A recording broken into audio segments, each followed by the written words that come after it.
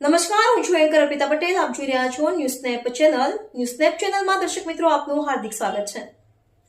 દરરોજ નવીન સમાચાર જોવા માટે સતત અમારી સાથે જોડાયેલા રહો. એસએમસી પ્રોહિબિશન સ્કોડની મોટી કાર્યવાહી. અમરેલી જિલ્લાના બાબરા તાલુકામાં દેશી દારૂની ભઠ્ઠી પર દરોડો. તારીખ 3/7/2026ના રોજ એસએમસી પ્રોહિબિશન સ્કોડ દ્વારા અમરેલી જિલ્લાના બાબરા તાલુકાના નોંગળવદર ગામની સીમમાં આવેલા ખેતર વિસ્તારમાં દેશી દારૂની ભઠ્ઠી પર સફળ દરોડો પાડવામાં આવ્યો હતો.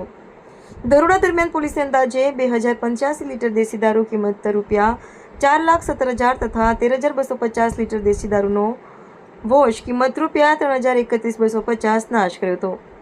ઉપરાંત એક જનરેટર ₹50,000, એક વાહન ₹50,000 તેમજ ભઠ્ઠીમાં ઉપયોગી અન્ય સામગ્રી ₹21,800 મળી કુલ ₹8,70,050નો મુદ્દામાલ કબજે કરવામાં આવ્યો હતો.